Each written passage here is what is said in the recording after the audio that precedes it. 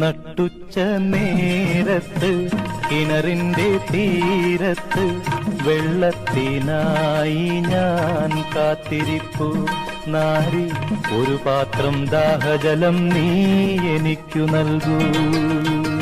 അയ്യയ്യോ നീയൊരു യൂതൻ, ഞാനിന്നൊരു ശമരായത്തി, ഞാൻ കോരിയ വെള്ളം തൊട്ടാൽ തീണ്ടലില്ലേ, ഞാൻ കോരിയ വെള്ളം തൊട്ടാൽ തീണ്ടലില്ലേ.